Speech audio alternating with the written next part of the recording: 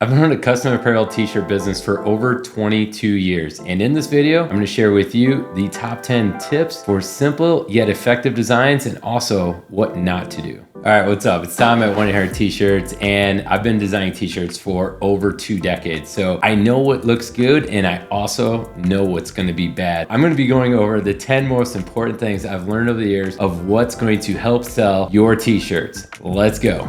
Tip number 1, print on demand versus screen printing. Now, this is a big one, and we've all seen a lot of apps out lately with print on demand. So what is print on demand? Print on demand is basically used for online retailers, a lot of cases, or for someone that just wants 1 or 2 t-shirts at a time. It's done in 2 different types of techniques typically. With a direct-to-garment printer, also called a DTG, the t-shirt is fed through a small printer similar to a printer that you would have at home, but specially made for t-shirts. They're able to print 1 t-shirt at a time, whether it's 1 color or full color picture. DTF, which is direct to film, so very similar to that, but instead of printing directly on the garment, it's printing the design on film first and then heat press applied to the t-shirts. Each has its own place depending on what you're looking for, what your design is, and the quantity that you're looking for. Now, screen printing is the old tried and true method. So typically this is printed with a water-based ink or plastisol ink. And when doing a screen printing, the quality is gonna be much more vibrant. It's gonna last longer. You're gonna get a different feel to it as well. So each printing process is gonna have a different look and feel on the material that you're going for. Depending on your design, depending on the number of colors in your design, depending on the quantity,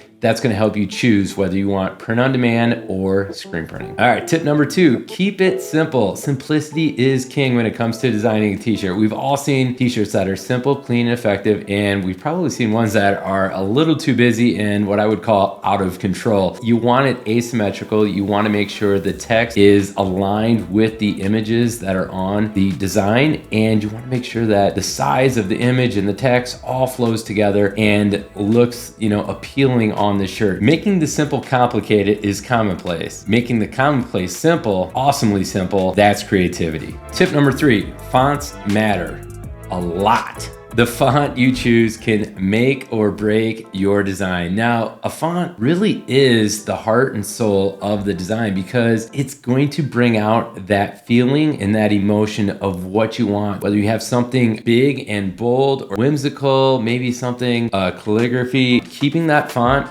with the theme and with the emotion that you're trying to evoke is going to make a difference. The other part with fonts is you want to limit it to 1 or 2 fonts. You don't want this crazy emotional roller coaster happening where it's 3, 4, 5 different fonts going back and forth. And by all means, do not use Comic Sans. Tip number 4, typography. When you're choosing your fonts, you want it to align with the design. And sometimes you can incorporate it into the design as well. And this is a way to really make it pop off of the t-shirt and make that design resonate with the person that's looking at it. It keeps things simple, it keeps things aligned, and it's gonna get that emotion out there for the audience. Tip number 5, keep your budget in mind. So do you have a budget going in? Is it $8 a shirt, $10 a shirt, $50 a shirt? What is that budget? Here's the different variables that you wanna keep in mind. The number of ink colors in your design, the number of design locations. Are you just printing something on the front, on the back, on the sleeve, on both sleeves, front top, the front bottom, left chest, right chest? There's a lot of different options when it comes to print locations. So each time you add a location, it's gonna increase the cost of that t-shirt. Every time you add an ink color, it's also gonna increase that cost. So depending on what your budget is, you wanna minimize the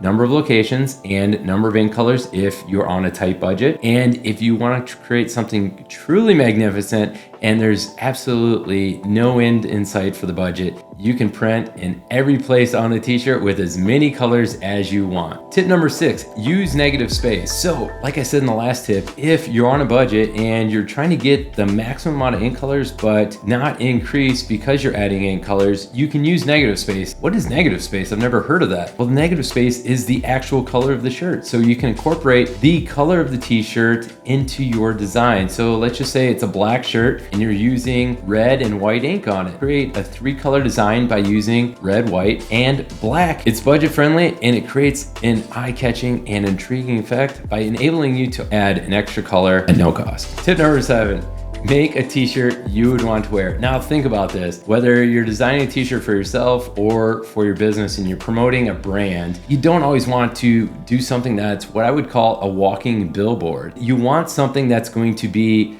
not only something you want to wear, but you want it to be your favorite shirt. The person you're giving it to, you want it to be their favorite shirt as well. You want that shirt to be, number one, a really great design. Number two, a high quality shirt that's going to be soft, that's going to be comfortable, that's going to fit them very well. You want it to be their go-to shirt. Not their go-to shirt when they're mowing the grass or painting the garage. You want it to be their go-to shirt when they're going out and about to festivals, to local bars, breweries, anytime they're surrounded by other people. If you won't wear it, who will? Tip number 8, understand usable space and the print area. So depending on your method of print that we talked about earlier with print on demand or with screen printing, there's different options on the location of your print. You can do, like I said, a left chest, a right chest print, which is smaller. You can do a full front, full back, you can do the sleeve, but you want to be mindful of the size of that print. Do you want something big and bold and flashy that's going to stand out and be able to be read from a long distance away? Or do you want something a little more simplistic? Maybe it's a smaller logo and it creates a different styling factor when you're clean and concise and smaller versus large like a billboard. Tip number 9, incorporate pop culture.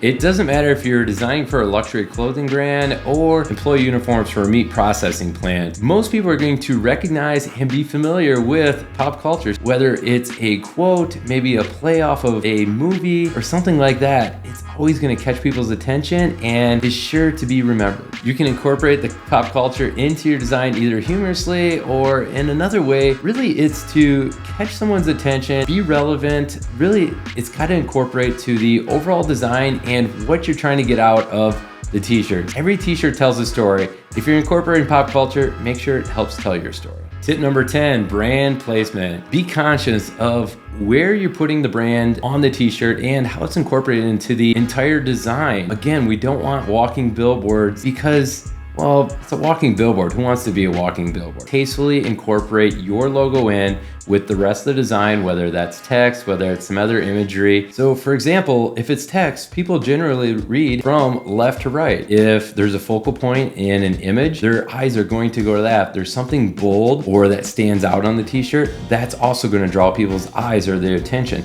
So think of it as what directs your eyes, have that incorporated in there and make sure the logo is aligned with where their eyes are going on the shirt. Bonus tip, don't be afraid to leave the designing to the professionals. So most custom decorated apparel businesses like ours have our own design team for a variety of customers just like you. The professionals can help because that's what we do. Even if it's a little napkin, drawing or scribble on a piece of paper, or maybe something you put together quick in Canva, we can help take that scribble, that idea and that vision and make it a reality and also fit the budget that you're looking for. So if you're really just not sure where to start, don't let that stop you from getting that custom t-shirt made. Let the pros help you out with their graphic design. I really hope these tips helped you out in your design process, but if you're still feeling stuck, leave a comment.